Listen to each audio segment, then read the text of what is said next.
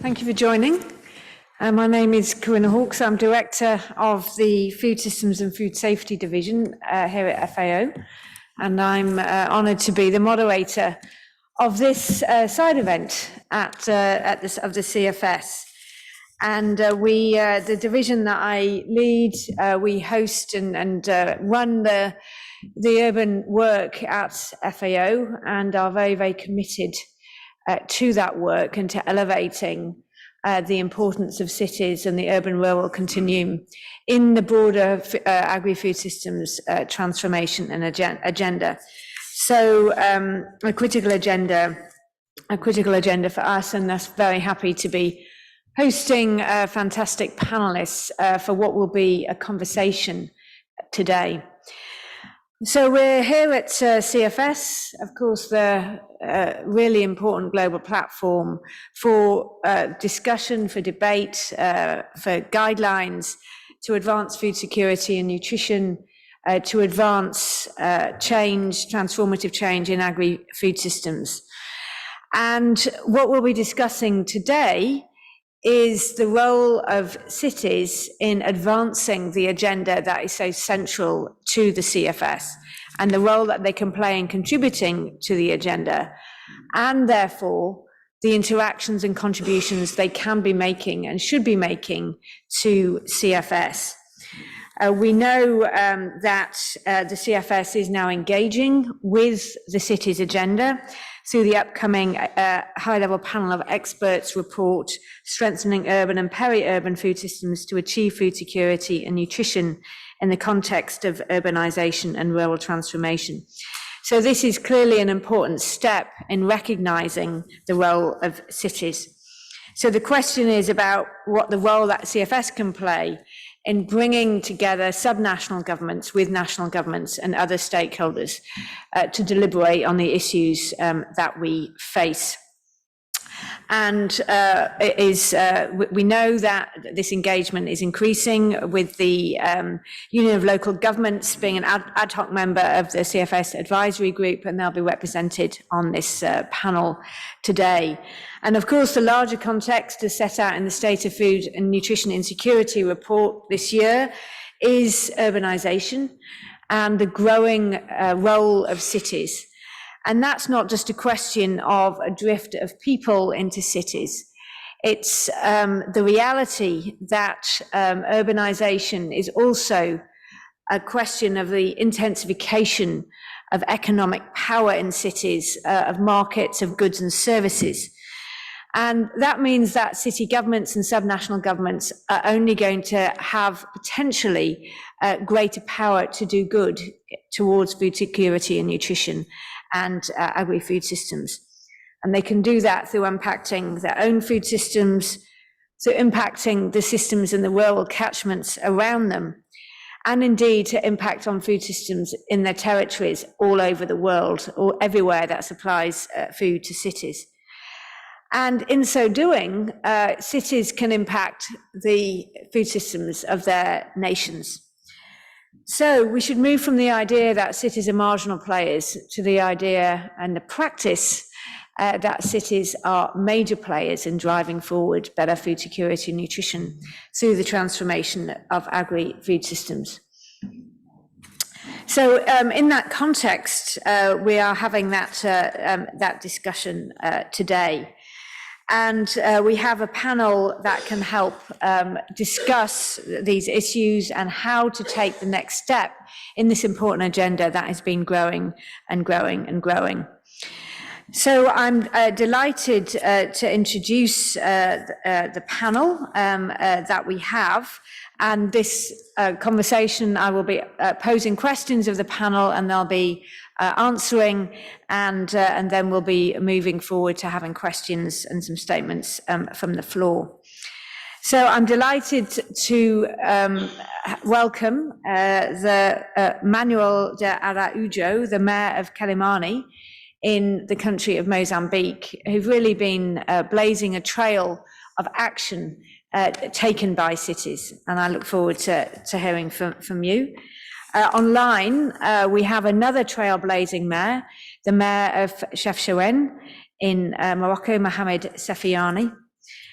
We also look forward to hearing from Richard McCarthy, President of the World Farmers Market Coalition, and Charlie Worthington, Food Systems Lead of Consumers International, and Stinika Anima of UN Nutrition, the Executive Secretary of UN Nutrition. So thank you very much for joining us this afternoon. And I would like also to welcome those of you online. We do have an online participation as well. And if you want to ask questions at the end, then please do be sending your questions in through the online portal. So let me ask first the Mayor of Kilimani. Thank you very much for joining us. You have a huge amount of experience in this area. And you have really been taking forward some exciting actions in your city to advance food security and nutrition through more sustainable food systems. So could you share with us some examples from different parts of the food system of what your city is doing?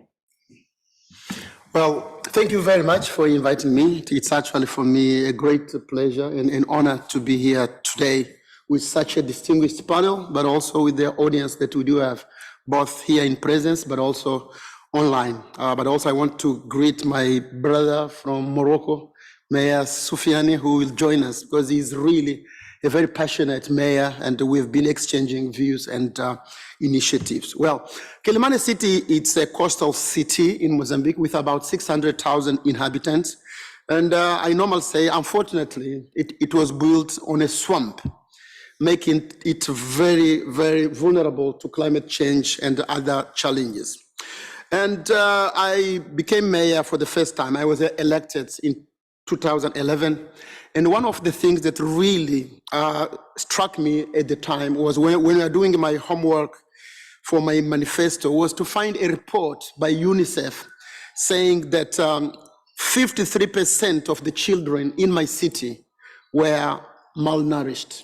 It struck me because that to me meant that in the following 10 to 15 years, that will mean, if nothing was done, that will mean that more than half of this youth or the young people in my city will either have an unfit body or it will affect their own brain, which will then put them in a very uncompetitive place to compete with either other cities or with other countries. So I took this as one of my priorities to make sure that we improved the food systems and also we improved the nutritional standards, not only for the children, but also for the women and for the whole population.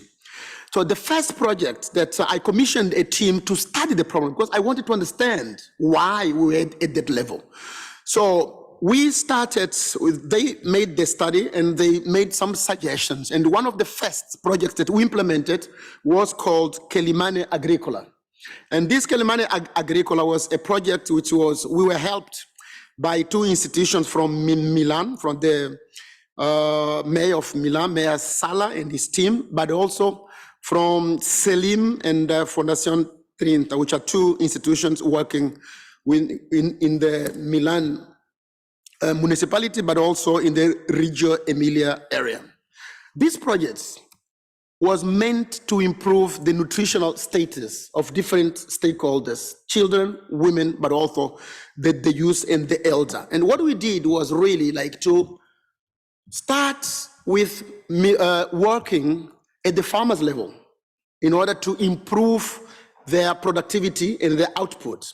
And what we did was to transform waste into compost. So by doing that, you know, we would allow, and also by teaching them, the farmers, new techniques to improve their yields. So by doing that, we managed to improve twofold the output and the level of productivity. But and then while we are doing that, we also, in the study that we commissioned, identified that more than 0.5% of what was produced was actually lost between the farmers and the plate. So we had to implement some measures with the farmers to better or to diminish the level or the amount of their produce which were lost.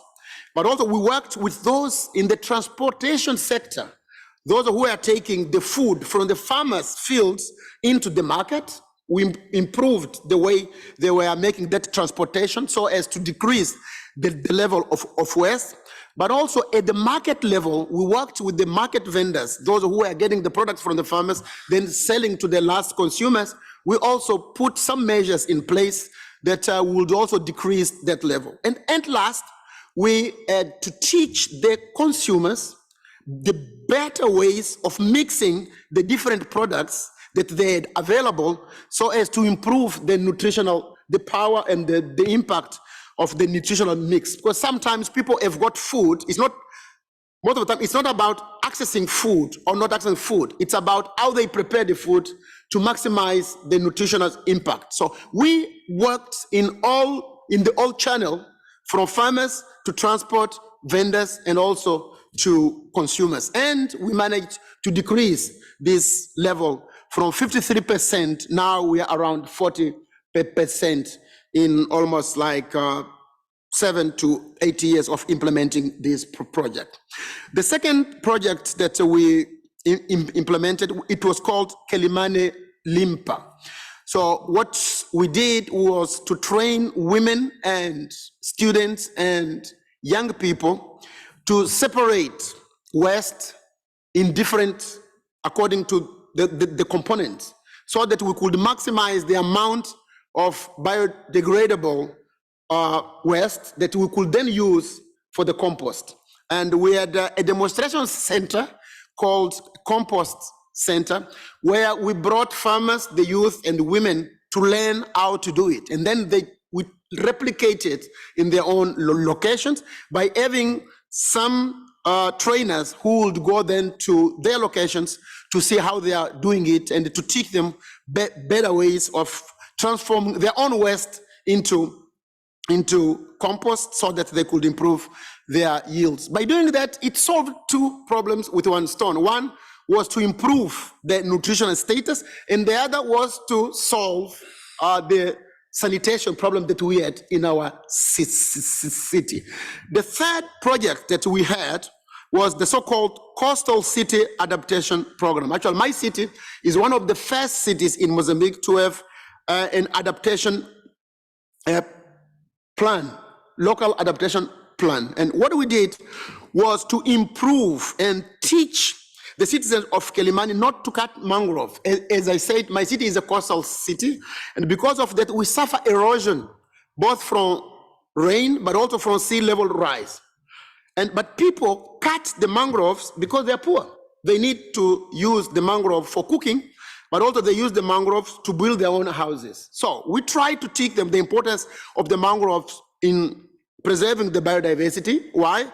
Because all the fisheries, actually, I forgot to say that 60% of the people in my city, they live in they get their income from the fishing sector. So mangroves are of a paramount importance for the biodiversity and for the reproduction of the different species of fish, crustaceans, and the other sea or river products. So what we did was to, first of all, to raise awareness about the importance of the mangroves, but also the mangroves are the first line of defense against the erosion that I mentioned. So what we did was to come up with projects like to teach the inhabitants of my city how to build their houses without using the mangroves, without having to cut the mangroves, by providing alternative local materials, but also to use the waste into biogas so that they could cook without having to cut mangroves for that aim. So by implementing these three projects, we managed to change not only the level of awareness, but also the nutritional level and also the food systems management that we are doing. Now it's like the right time for us to move forward, to scale up what we've been doing, because right now Mozambique is discussing its first urban policy since independence. So I think that there is an entry point where we can influence national government into including in the new urban policy that is going to be approved issues related with food systems. And we've been talking a lot about food systems, about nutrition level, but I feel that there is a lack at the international community of follow-up. We meet, we sign communiques, but there is a lack of follow-up so that, things are moving, so that mayors can exchange their views with their peers, but also to harness and bring in resources that are needed to scale up good examples in food systems application, like what we are doing in Keliman. Last year, we were the runoffs from the Milan Urban Police Pacts award. So we were awarded like the second place because of the practices that we've been implementing in our city. Thank you very much. Thank you. Well, I think that is an amazing example of how cities are acting. They're actually doing things. And what I loved about what you said, if I may, is that you really are taking a systems approach. You're taking action across the channel, as you put it, from farm to fork, but you're also connecting problems, you're finding synergies, you're addressing multiple problems at one time. You're learning from other cities. You mentioned in the beginning learning from Milan and elsewhere. You're also now engaging with national government. And I think if there's any example of how you can convince national government that you can contribute to their goals on food systems, then you've provided that example. And certainly some work to do, I think, for all of us in thinking about that follow-up piece that you identified as a gap. So thank you. If I can go now online to Mohamed Safiani, the mayor of Chefchaouen in Morocco. You are president of the World Forum of Intermediary Cities of the United Cities and Local Governments. You're their special envoy for systems. You have a long list of executive committees that you are on, including president of the Moroccan Association for Eco-Cities, and a member of the Global Executive Committee of ICLE, another network of local governments. So a huge amount of experience, and you've also been very active in what you've been doing in your city. So can I ask you, can you share with us what you're doing as mayor to address food security and nutrition in your city? But why is there a need for greater dialogue between cities and the international arenas, such as the CFS? Over to you, Mayor. Merci beaucoup, Madame la Présidente. Excellence, chers amis, chers partenaires, chers collègues. Une spéciale réflexion à mon grand ami Manuel Araujo, que souvent avec lui, on a des discussions très, très intéressantes. Tout d'abord, permettez-moi de vous remercier de m'avoir invité à participer à cet important panel dans le cadre de cette 51e session du Comité de la sécurité alimentaire mondiale. Les gouvernements locaux et régionaux jouent un rôle clé, comme vous le savez bien sûr, dans la promotion d'une alimentation saine pour toutes et tous et des systèmes alimentaires durables et inclusifs.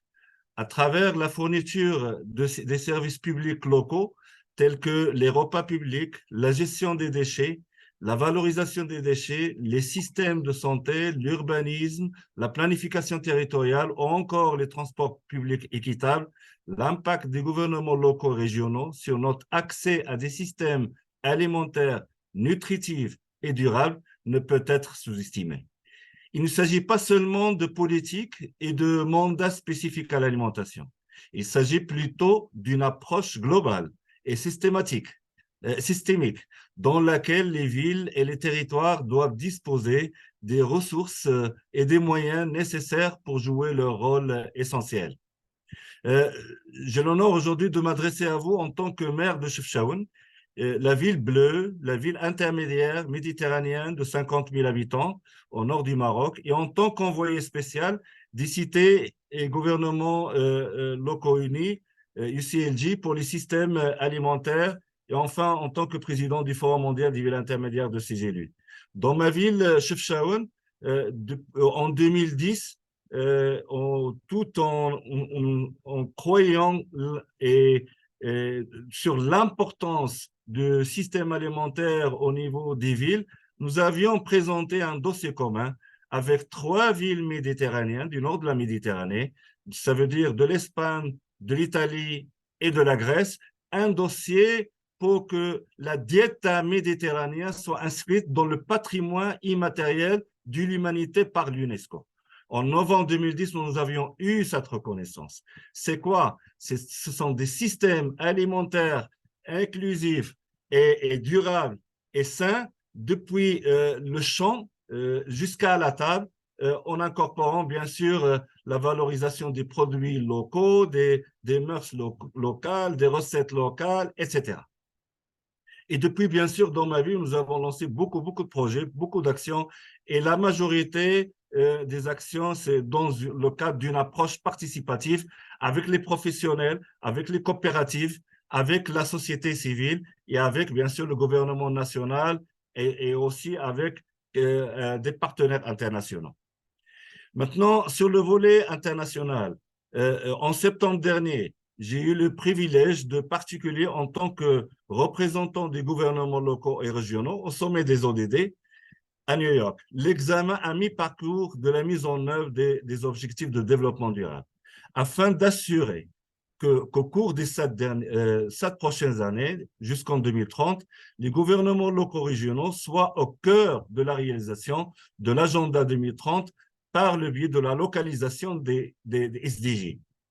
Bien que la déclaration politique du sommet sur les objectifs de développement durable soit forte à certains égards, notamment car il appelle clairement à accélérer les actions visant à mettre fin à la sécurité alimentaire et à toutes les formes de malnutrition, j'ai vu de mes propres yeux qu'il ne mentionne pas, malheureusement, l'importance de la collaboration avec toutes les parties prenantes pour favoriser la sécurité alimentaire. Et encore moins le rôle crucial que nous, les gouvernements locaux régionaux, jouons dans la localisation des objectifs de développement durable et dans la garantie du respect des droits de tous les citoyens. Excellence, il est essentiel que les villes et les gouvernements locaux et régionaux aient une place significative à la place des décisions. C'est pourquoi citer les gouvernements locaux unis en tant que membres ad hoc du bureau et du groupe consultatif du comité de la sécurité alimentaire mondiale a fait pression pour que le comité adopte les recommandations politiques axées sur les gouvernements locaux régionaux et sur les questions urbaines. Je me réjouis donc que le comité de sécurité alimentaire mondiale, dans son programme de travail pour 2024-2027, mette fortement l'accent sur un plus grand engagement des gouvernements locaux régionaux auprès du comité. Cela se reflète dans le rapport du groupe d'experts de haut niveau du comité sur le renforcement des systèmes alimentaires urbains et périurbains pour assurer la sécurité alimentaire et la nutrition dans le contexte de l'urbanisation et de la transformation rurale pour 2024 et dans l'orientation politique et de plaidoyer sur ce sujet pour 2025. Ces élus se réjouissent de l'inclusion des agendas locaux et attend avec impatience de les relier à son travail vers le sommet du futur de 2024 pour un système multilatéral plus inclusif et un réseau qui renforce son engagement avec les gouvernements locaux régionaux. En tant qu'envoyé spécial de citer gouvernements locaux unis pour les systèmes alimentaires, j'insiste sur le fait qu'il est essentiel de se demander quel modèle de gouvernance du développement local, national et mondial devrait être conçu pour garantir des systèmes alimentaires durables et inclusifs dans l'ensemble du spectre urbain et rural, et en tenant compte du rôle précieux des villes intermédiaires, où, bien sûr, une des caractéristiques de ces villes intermédiaires, c'est cette connexion, cette interconnexion entre le rural et l'urbain. Il est maintenant temps de construire ensemble ces nouveaux modèles qui soutiennent les plus vulnérables, prennent soin d'eux et nous permettent d'inspirer des actions communes et solidaires. Les gouvernements locaux et régionaux doivent enfin jouer un rôle important dans ces actions multipartites. Je vous remercie.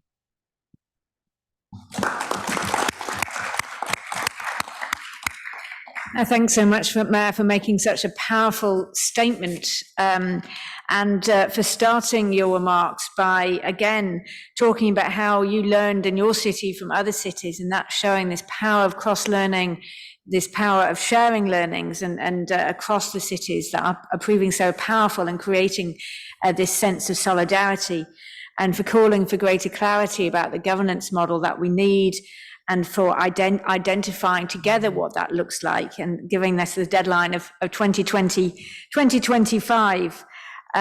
Very powerful arguments made there for the voice of local government at the international level. And you ended by talking about the links between urban and rural being a very important part of this picture in governance and in creating a sense of solidarity between the different actions that we need to take. So thanks for that. And moving to you, Richard McCarthy, President of the World Farmers Market Coalition. You've got years of experience of a practitioner in advocating for this link between urban and rural. And so building on also the comments that have been made about the need for a systems and systemic approach, how would you say that cities are contributing to systemic change? And what do they have to contribute to the debates at CFS and other international forums? Over to you, Richard. Okay. Thank you, and thank you for inviting me here. I am very excited to follow mayors who have demonstrated the kind of systemic leadership that I know many of the organizations I work with yearn for. I am the president of a relatively young organization that has representatives from over 50 countries, and we represent the kind of multi-stakeholder approach that was where we were birthed as part of the Sustainable Food Summit as a food coalition. The reinvention of farmers markets is intentional, and it is often an uninvited guest in cities. Not that they're not welcomed, but they are often expressions of consumers and farmers coming together, wanting to rebuild a sense of urban-rural linkages, to reformulate degrees of trust, and to develop new pathways for reimagining our food systems. And what we have begun to establish as the World Farmers Markets Coalition is a community of practice. I have for 3 decades been a practitioner, an advocate for farmers markets, and an observer and an evaluator, and have recognized that when they succeed, they represent a unlikely alliance that yields a triple bottom line set of benefits to consumers with food access, to farmers with access to new markets, and with communities with curated public spaces that are intentionally organized to be places of learning. And it is in this place of learning that I think that farmers markets provide an opportunity to experience systems change, really from the ground up. They are often an independent sector, usually led by civil society, but it's important to remember that they function because they are places of commerce. But they are not only places of commerce. They are places where we build a new, I'd say, social contract within territories. Now, this often is an uncomfortable mix because the municipality may not be engaged with the surrounding peri-urban or rural region. National governments often look at this activity as tiny, maybe a little happy, cheery, but not serious. But I do think it's actually in this cheery nature of this reinvention of the ancient mechanism of farmers markets that we have the opportunity to actually cultivate the kind of leadership we need to enact these kinds of systems change. So the markets are a platform to formalize what is often informal activity, to elevate the dignity of farmers, and we certainly find that primarily it is women who are vendors in markets and who develop the entrepreneurial drive to reimagine the agricultural businesses around access to markets. And And there's an opportunity to really cultivate the behavior change that we need to see that the mayor of Quelimane really described, which is the opportunity to launch programs that need not be huge, but they can be food security programs, interventions that are very targeted. We've seen an incredible rise of the development of farmers market nutrition programs, using tokens, using vouchers to incentivize behavior change for consumers, targeted consumers, to eat more fresh fruits and vegetables. And because these are public spaces, they are opportunities for learning that are not finger waving, that poor people should eat this versus that. These become places where multi-class, multi-neighborhood, regional expressions of an excitement for local food becomes the centerpiece.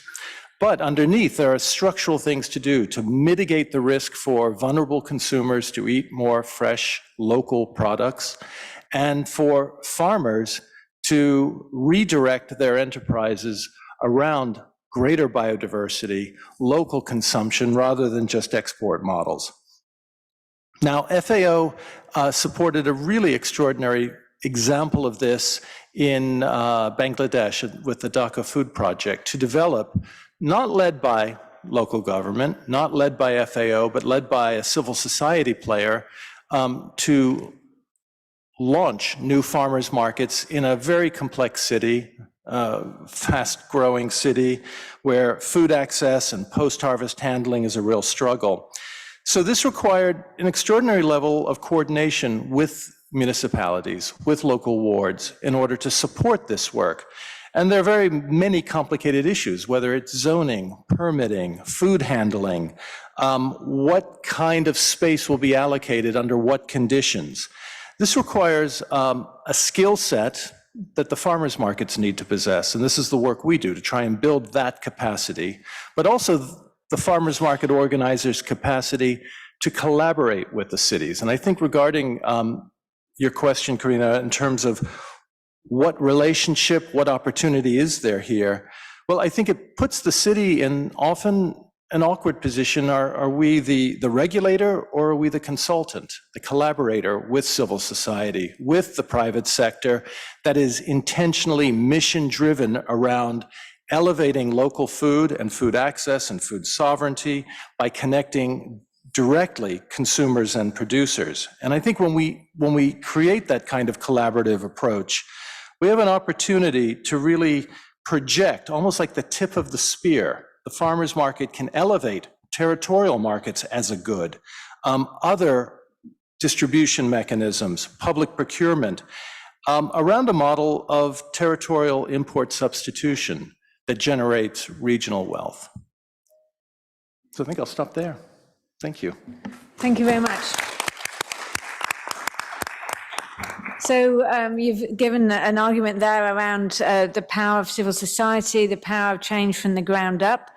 And again, there's this systemic approach of linking production, consumption, learning, environment, livelihoods, through this overlap of food, social and economic and environmental systems at this territorial level, and the voice that can give to civil society in collaboration with other actors. So moving on now to Charlie Worthington, Food Systems Lead of Consumers International. We've just heard about civil society and making some connections there. You're a member of an organisation of over 200 consumer groups in over 100 countries, and you're focused on ensuring that the consumer voice is represented on the international stage. So what are the advantages that you see for CFS and other international forums for incorporating a greater voice for cities, and how does that interact with the consumer voice? Over to you, Charlie.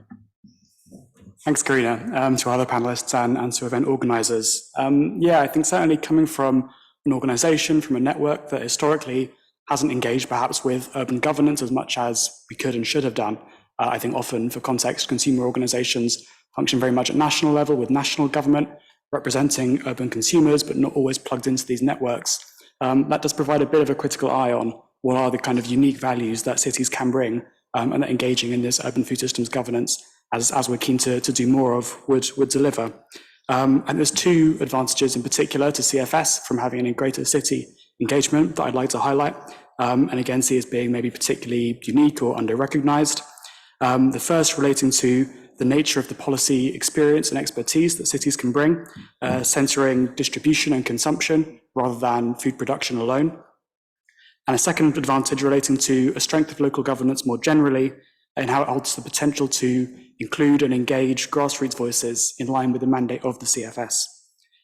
On this first advantage, regarding cities' focus on the crucial demand-side elements of food systems transformation, I think it would be fair to say that if national food and agriculture ministers tend to start from the farm as their frame of reference, city governments are maybe much more likely to start from the fork, to think from a consumer perspective to their to the demographics they represent and their constituents. What this means in practice is censoring often the right to food, food consumption, healthy and sustainable diets, supply chains and food marketplaces, as we've just heard.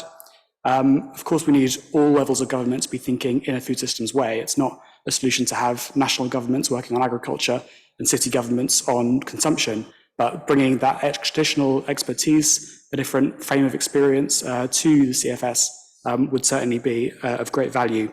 And we've heard from examples from Kelimane and Chef Shawen how city governments are quite a natural locus for action areas like healthy, sustainable diets, food environments, local food systems, circularity, food loss and waste, all things that CFS in some ways is ahead of the curve on. I think this demand side piece compared to some of the food system summit processes or the Rio conventions, we see often still a strong focus on agriculture, whereas voluntary guidelines on food systems and nutrition and on the right to food here at CFS are a step forward. But that's not a reason, I think, to stop there. Bringing cities in would enable even greater acceleration on those points. The second main advantage I wanted to highlight is regarding cities' capacities to engage grassroots communities, which again is really central to the CFS's remit. Justifications for strengthening the role of cities often focus on this growing global urban population, 50% and rising. But I don't think this demonstrates the relevance of cities, but not maybe their unique value. Obviously, we see national governments also represent an even larger number of consumers, and that doesn't always mean this is the right level to engage. I think the real value that cities bring is this connection to the local, is this capacity to work with the communities, to engage and include them in a systematic and meaningful way that would be a benefit by association to CFS, bringing cities into this. To add some context, from my experience at Consumers International, working with our members around the world, we see various different ways that consumer groups and consumer voices are engaged in food systems governance. At national level, it tends to be relatively formalized, where it does exist, participation in consultations, participation of consumer groups on behalf of populations in consultations in food policy bodies, which obviously is essential and often replicated at local levels. But there is a different opportunity for a more radically inclusive model of engaging consumer voices that we can unlock at city level that isn't always as advanced as it could be. There's definitely room for progress, but something that really should be a benefit that can be brought to the CFS. What this looks like can range from more direct grassroots consultations through to food policy councils or other models for systematically engaging consumer voices and other stakeholder voices in that process of food systems governance. A final caveat, I think, before I wrap up, is that both advantages, and especially the second one on inclusivity, only apply if city governments are effectively and meaningfully engaging and including these grassroots voices. I think we can see there are some great examples out there, of course, but still more progress to be made. I think a couple of calls to action then, first to cities, those who aren't and others working in this space, any ones who aren't already actively engaging consumer groups in this food systems governance process, to do more so. Consumers International, our members around the world, very keen to strengthen consumer voice in not just a consultation, but a systematic, meaningful way. And the second point for those already working with consumers is to really think about what accountability means in this context, to ensure that this is built into the governance process. Again, not just consultation, real participatory governance in our food systems. I know it's easier said than done, but it's also much easier at local level, at city level, than it is in the big plenary hall full of national governments. I think a real way that CFS can unlock even greater processes of accountability and of those grassroots participation in addition, of course, to stakeholder self-representation, is by strengthening that role of cities. Thank you.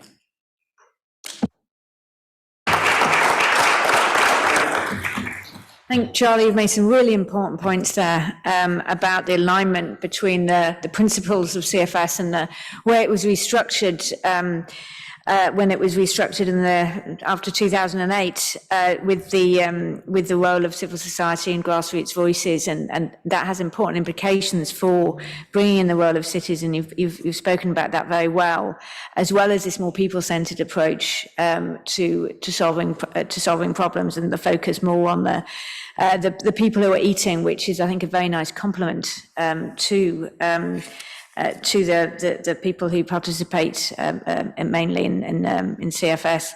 So thanks for making those really important points. Now I'd like to move to you, Stinica. We've heard there from Charlie about this importance of linking cities into the global level, and we've heard from previous panelists on that.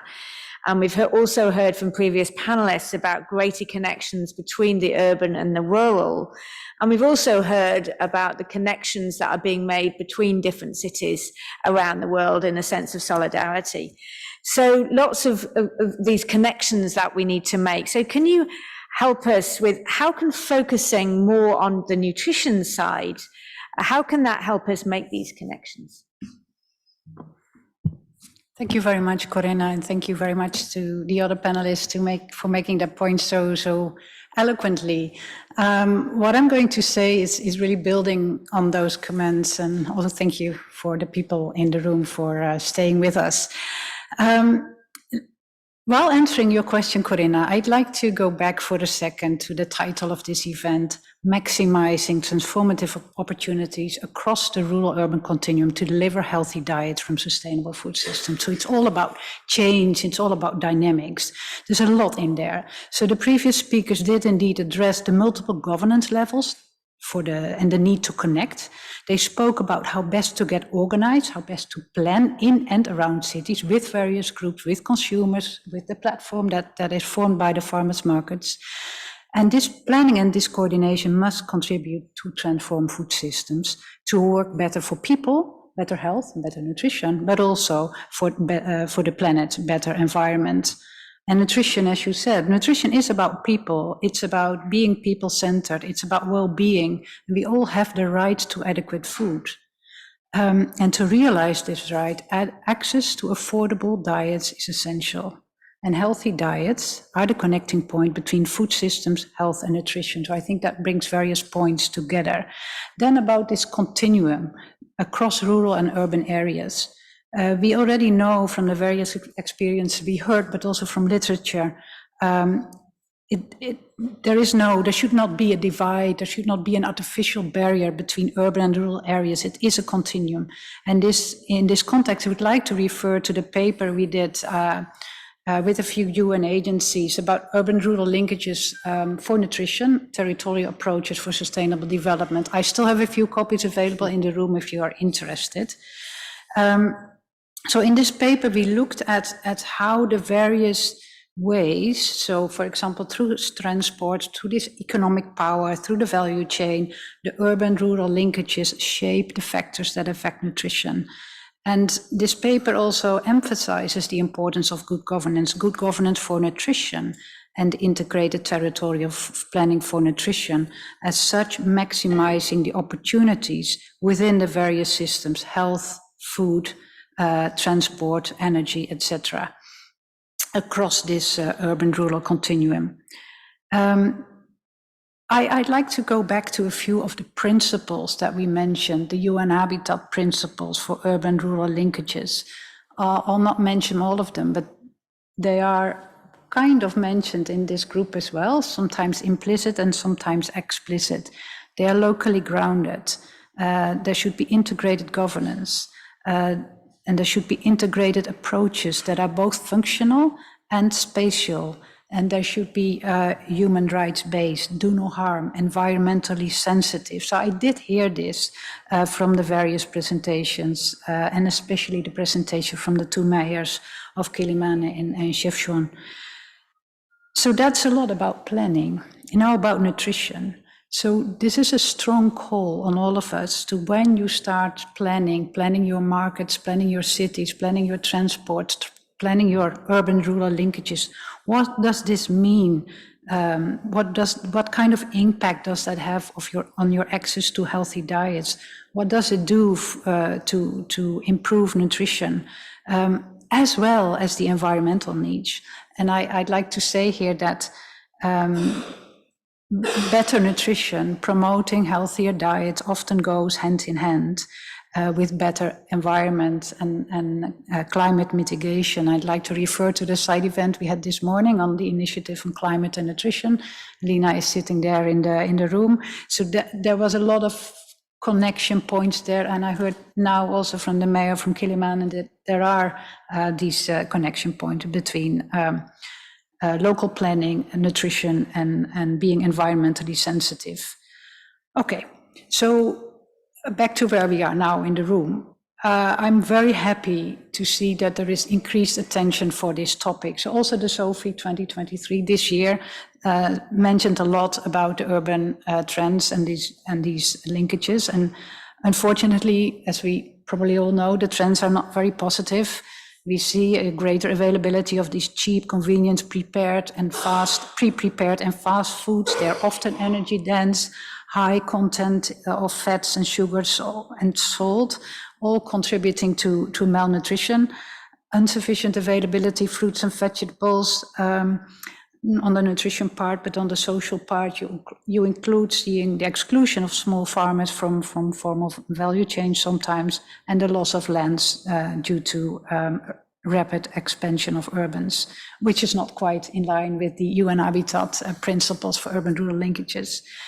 By the way, this is what I just said about urban areas and the availability of fast food doesn't mean that in rural areas these types of foods are not available. Unfortunately, that's a negative type of convergence, because we see there also an increased consumption of these, let's say, highly processed foods. On the positive side, we can also see, and we heard this in the panel, we can see many opportunities to deliver healthy diets from sustainable food systems for all, including the increased variety of nutritious food, but also the increasing emphasis to develop policies to create and improve healthy food environments in cities, around schools, but also in this rural-urban continuum. Of course, if planning is done in a correct way.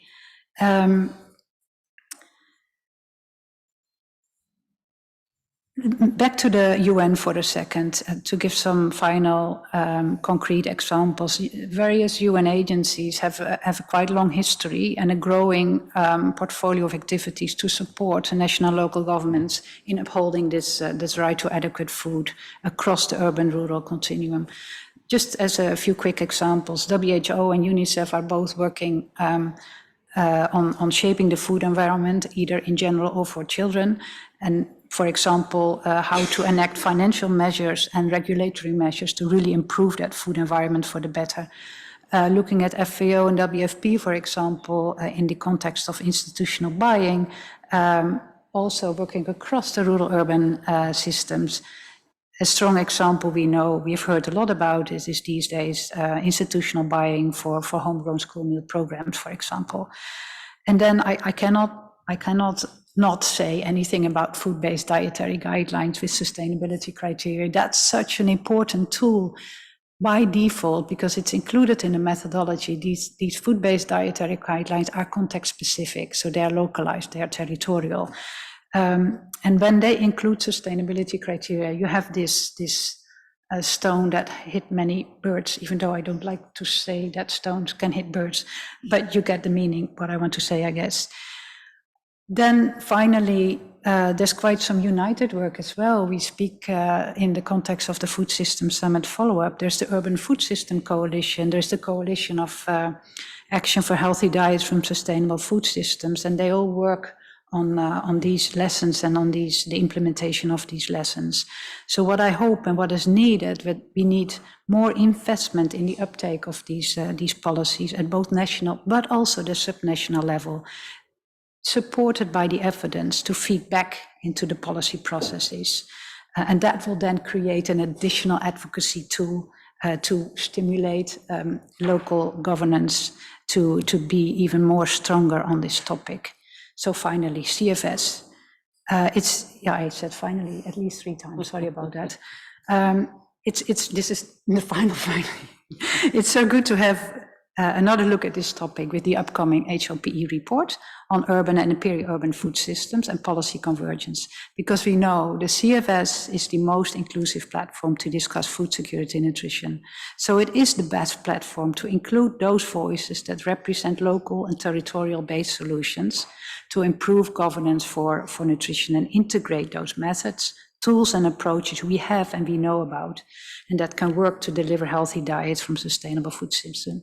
So this global committee as such will be able to develop a policy and programs that do work in the local context, be it more at the urban side, more at the rural side, or more in between, or being dynamic, but including those voices will help to deliver those policies to realize the right to adequate food. Thank you very much.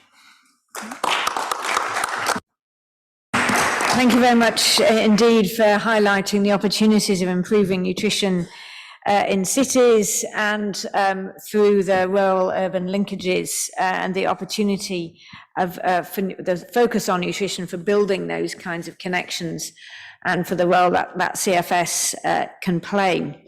So we've heard then that cities clearly are taking action. They do take action, and it can have and does have a positive impact. And there's also a need for resources and focus on cities in order to enable them to really have the voice and to bring what they can, the potential that they can bring to national processes and international processes. So I'd like to turn it over to you now to ask if there's any particular comments or questions for the panelists. We have around 15 minutes for your thoughts and for your feedback, and very much really along the lines of wanting to think about what the next step is in this agenda, so that we're moving towards moving forward collectively as a community to make sure, as we heard from the Mayor of Kilimani, that we are following up and we are constantly making progress and we're bringing the attention that we need to bring. Can I ask if Ms. Hala Barakat is with us today? Can I ask you to open up, if you could give some brief remarks after introducing yourself, if you could keep it quite brief. Thank you. Thank you so much for this opportunity. Yes, I'm Hala Barakat from Egypt, and I'm here attending the CFS 51 as part of the Civil Society and Indigenous Peoples mechanism, within which, we have different constituencies, and one of them is the urban food insecure. And this is the one that I represent here, affiliated with Habitat International Coalition. I'm going to share with you, if I may, a project that I've been working on in Cairo. So I live in Cairo, this mega city. This project is taking place on an island to the south of Cairo. So I will call it a peri-urban or a suburban situation, and whereby a small and medium enterprise called Very Nile is working on cleaning the Nile from plastic. And this is how it started. The problem was the plastic pollution around the island, and also the inability of the fisher folk, who are the majority of the inhabitants of this small island. There are only 1,400 people living on this island. It's called Qorsaya. You can check it on Google. And they have not been able to find fish in the Nile anymore because of the pollution. The water pollution, but also the presence of huge amounts of plastics. And so this is how it started, to clean and give the fisher folk a job opportunity, a new job opportunity. The plastic is collected and cleaned and separated and partly fused, made into other bags or whatever. Now it's expanding, and they have new designs. and also crushed, what could be crushed, and also pressed and moved out of the island. But on the island, they have this, what they call the factory, where people from the island are working within this project. And so it developed into wanting to offer them a meal a day so that they would remain the whole day within this project. And this is where I came in. A lady from the island came over and said that she can cook. So she started cooking. And then they asked me to come and help improve the meal that's being offered.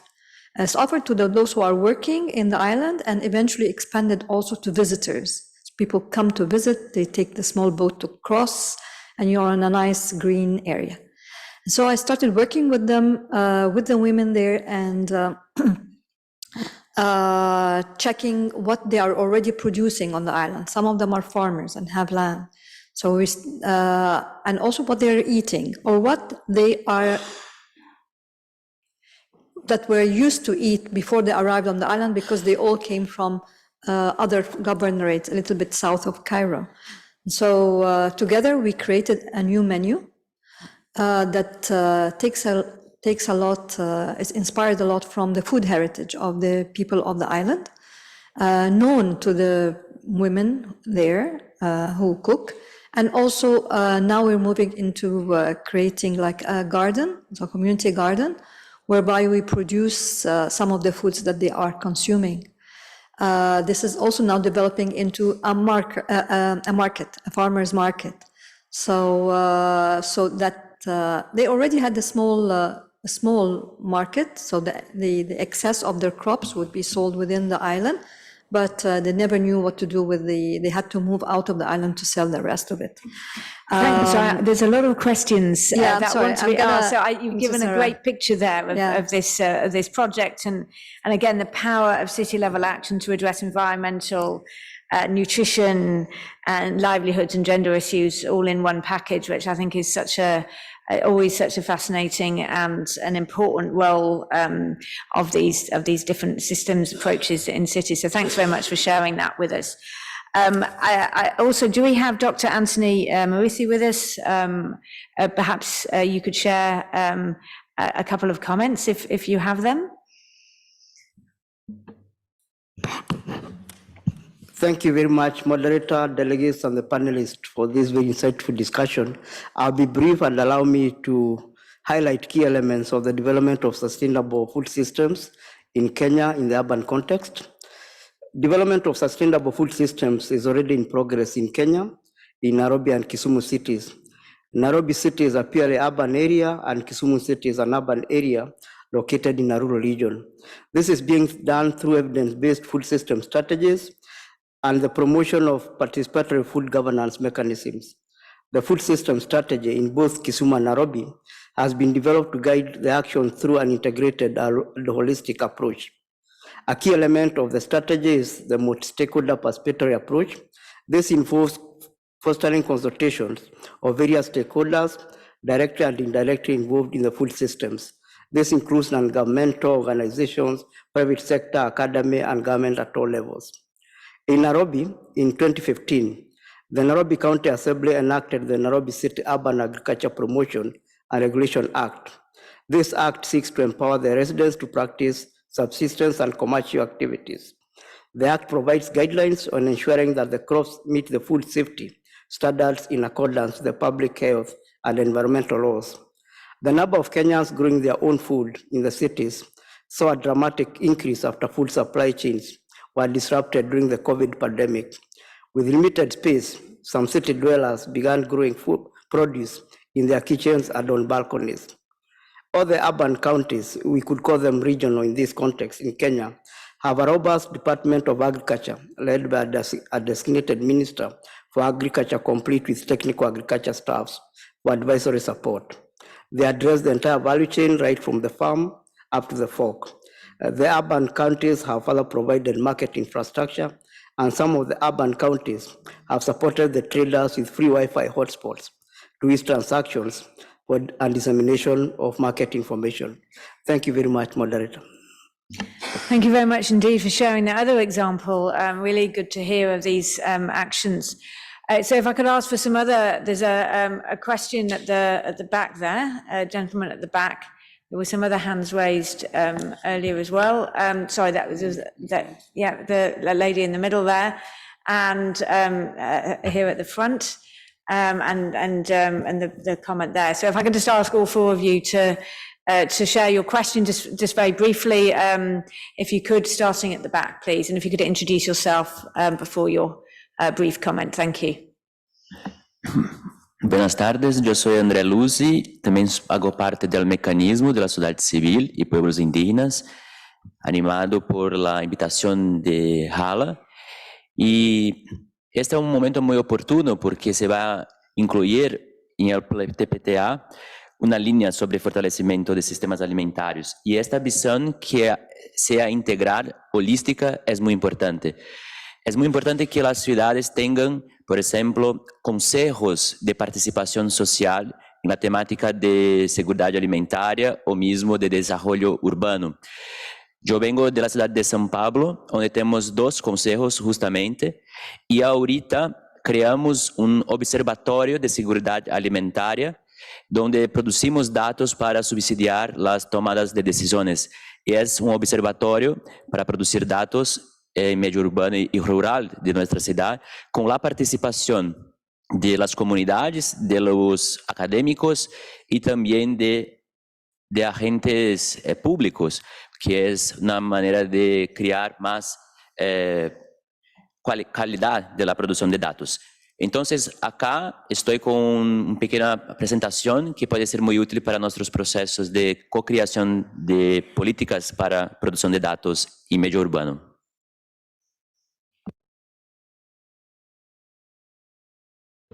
Thank you very much indeed for making those important points. Again, bringing in this issue of social participation, which has been running through so many of the comments today. Thank you. If I could go to the lady there, thank you.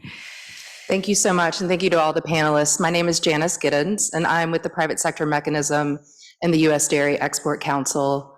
Now, as a former rural food producer who has sold at farmers markets, who started farmers markets, and who frequently visits my own Wicker Park Farmers Market when I'm in Chicago, some of the challenges that I've noticed is the transportation for rural producers to be able to get to urban areas to sell at markets, as well as when inclement weather rains out or storms out the market, or the clientele's aspirations for coming to the market. And so I'm just curious if you could talk a little bit about how to overcome some of these challenges and your perspectives on markets and market diversity to make sure that farmers' incomes are impacted as minimally as possible. Thank you. Thanks for that very clear question. Over to you. Thank you. I'm Emile Frison, a member of the International Panel of Experts on Sustainable Food Systems and Senior Advisor to the Agroecology Coalition. I would like to draw the attention also to the Glasgow Food and Climate Declaration that was launched at COP26 by IPES Food in collaboration with Nourish Scotland, and that now brings together over 80 local governments and more than 50 organizations showing what can be done at the local level for food system transformation towards better diets, but also greater sustainability and a contribution to climate. And IPES Food will be launching a new report just before COP28 on concrete examples from these local authorities, what they have achieved in terms of food system transformation. And these are intended to really inspire national governments on what is possible, and drawing the attention on the need to put in place policies that are supportive of local initiatives and not having a policy environment that is actually making it difficult for city or region governments to play their role. So I will invite you to go to the IPES Food website, where this will be published very soon, showing again what local governments at the city or region level can contribute to more sustainable food systems. Thank you. Thanks for bringing our attention to that and making this point about how city governments can inspire nations to act differently. I think there was a question over here. We've only got a couple of minutes left, but it was a question here. Okay, good afternoon. I'm Elsa Simões from the Permanent Representation of Cabo Verde. First of all, I would like to congratulate the bright experience sharing of the panelists, and also thank you for inviting our minister. Unfortunately for agenda issues, he was not able to participate. My question is geared toward Mayor from Quilimane. What a rich experience. It's a field experience, and this is always brings us very happy to see things happening. My question is geared toward the thought that as we are trying to solve malnutrition issues, we may not want to lose our good traditional practices in terms of food practices. So what is your challenge? What has been your challenge trying to guide this process and getting the support in terms of decentralization of the governance of the food system in your country, and the support you also probably need on research and innovation? Thank you. Thank you very much. There's a question here, but if I could ask you to be very, very, very brief. Thank you. Merci beaucoup, Madame la modérateur. En fait, j'étais le premier à lever la main, comme vous ne me voyez pas.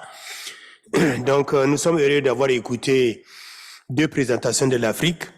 Je suis M. Salha de l'Union africaine, ici à Rome.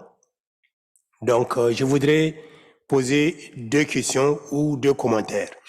L'Afrique, effectivement, a le taux de croissance démographique le plus élevé, mais le problème le plus important, c'est qu'il y a une urbanisation rapide au niveau de l'Afrique.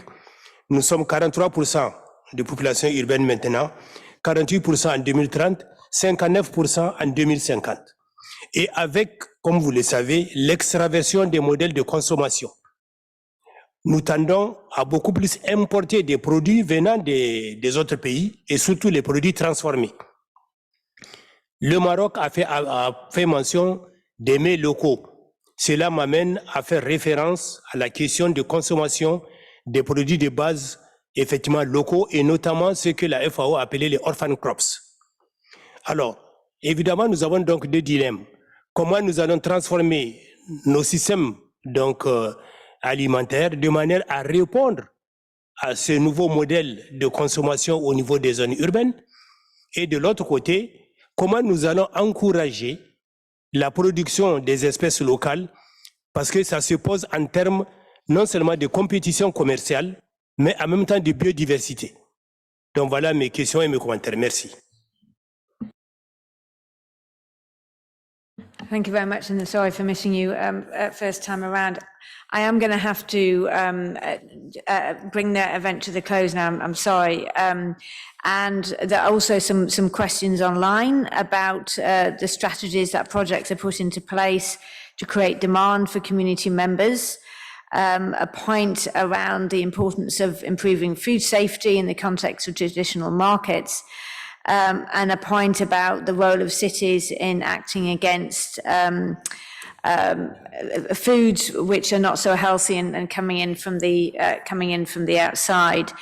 Given that we just have a minute or so left, I'd like to ask you, if I could, Manuel from Quilimane, if I could ask you to react to some of the questions, which also included a question about transportation challenges, the challenge around the support that you need as mayors to take action in the context of national government, as well as the very large challenge that was just raised a moment ago about transforming food systems and the role of cities. So could I ask you to react to some of those questions, please? Well, thank you very much. I think that's all the questions that were put here are very, very relevant and show your commitment to this issue. I mean, first of all, let me greet my sister from Cape Verde. I mean, we both speak Portuguese, so probably we can continue with the conversation after if I don't cover all the issues. But she raised a very important issue, which is the need for support in terms of research and innovation. Indeed, that's one of the areas that we really have been looking, and we've been knocking doors all over the place, both at national level, the regional, but at international level.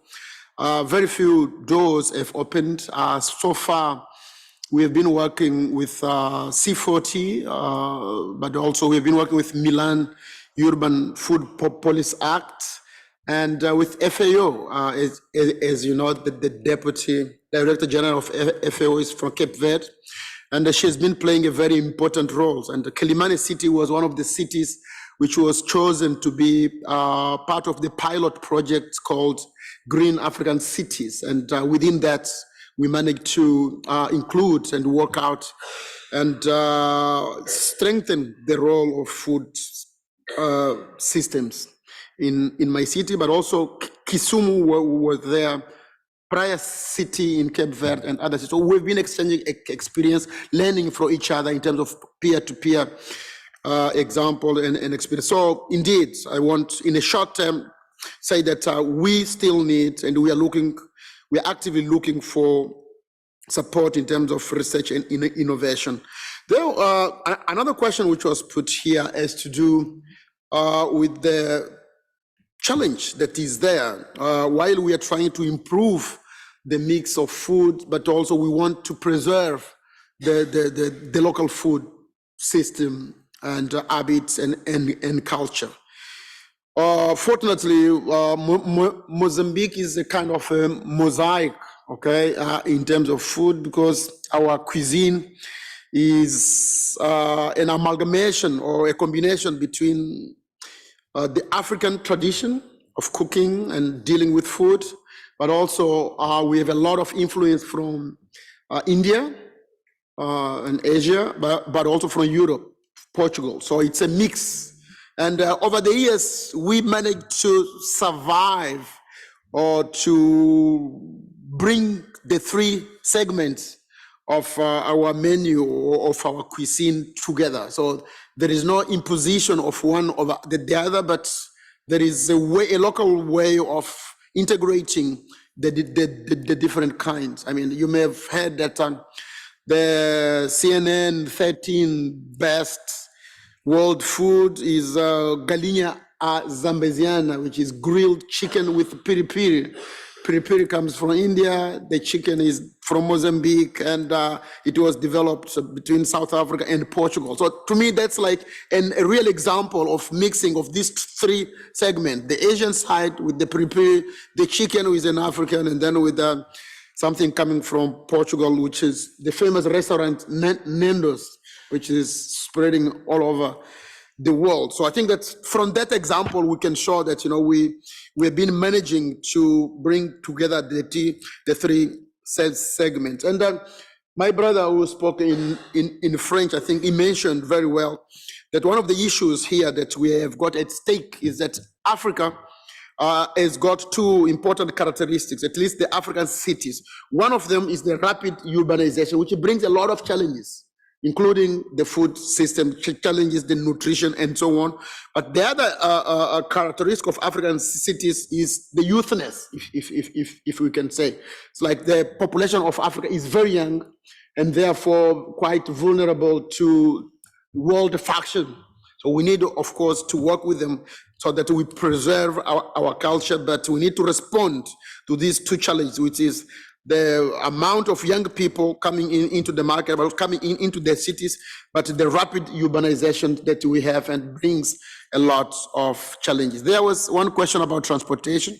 When I was talking about the value chain and the process we tried to work out from the farmers, from the transport sector, from the vendors, and for the final consumer, indeed, one of the sectors that we found as challenging is transportation, because like more than half of the food produced do not reach the market or the consumer table because it's lost due to lack of infrastructure. First of all, starting with the quality of the roads, because those cars, they use roads to transport food from the farmers in the rural area to the urban area, but also the kind of cars that we use, they are not properly equipped, for example, with the right temperature or the right way to store those products. Therefore, half of the products are lost, which really brings a very negative impact, both in nutrition, but also in the incomes that the farmers should be getting from what they are producing. I think I tried to answer those questions that I thought were addressed to me. Thank you very much. Thank you very much indeed. Can I ask if Mayor from Chef Chouan is still online? Oui, Okay, thank you for staying with us. Could I, if the other panelists can allow the Mayor to close the session today, could I just ask you to make a brief comment, we're right at the end now, around, based on what you've heard, for the powerful call that you made earlier for cities and local governments to have a voice in national and international forum, and to have the resources that they need in order to leverage their power to do good for food systems. If you could share any final comments, and I'll then bring the session to a close. Thank you. merci beaucoup. Très brièvement, tout d'abord, les interventions et les questions des intervenants étaient très intéressantes. Moi, par rapport à ce sujet-là, la voix des gouvernements locaux et régionaux, d'abord, moi, j'insiste sur la complémentarité et la contribution dans un cadre de coopération et de travail ensemble. Et je crois beaucoup à la multi-level action, que ce soit local, régional, national ou international. Oui, que le local et régional a un rôle très important pour la localisation des ODD, en particulier pour la lutte contre la faim et pour avoir une alimentation saine et durable, mais il ne peut pas le faire tout seul. Et il n'a pas les moyens pour le faire tout seul. Mais on le fait ensemble, dans un cadre multiniveau. Et au Maroc, par exemple, dans mon pays, il y avait un plan vert où c'est très important, où un pilier il est dédié, bien sûr, à l'action locale, à la société civile, etc. Et il y a maintenant Génération verte aussi, qui est un plan national, une vision 2030 pour tout ce qui est alimentation et agriculture. Il y a bien sûr l'urbain et les prises en considération.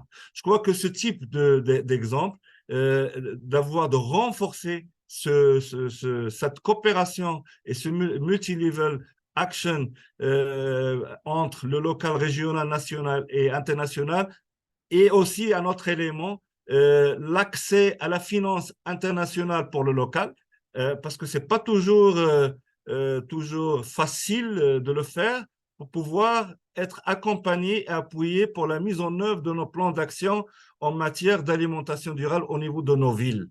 Il y a des projets, nous avons des projets Afri-Food Links, des projets dans le cadre de la coopération décentralisée, mais l'accès n'est pas encore facile. Je crois que c'est hyper important de l'avoir. Et je terminerai par une assistance technique. Une assistance technique renforcée dans ce cadre-là, parce que souvent les villes, et en particulier les villes intermédiaires, n'ont pas les moyens, les ressources humaines suffisantes et l'expertise suffisante pour la mise en place, une planification optimale et aussi la mise en œuvre de nos programmes. Je crois que ces trois éléments-là nous aideront en tant que ville pour la mise en œuvre de notre politique dans le système alimentaire, et de nous écouter aussi notre voix, que ce soit aussi plus écoutée et plus forte. Voilà. Thank you very much for that. Again, a powerful call for how we can be stronger together with our complementary skills, pooling resources, collaborating to gain financial resources, but also a call from both mayors for technical expertise and sources of research and innovation. So, and then, of course, the need of multi-level action in all of these complementary ways. So thank you very much for the two mayors for closing off our session today. Apologies, there wasn't time to go back to the other panelists, but your words were very rich and made a fantastic contribution. So can I say thank you to all of the panelists, please?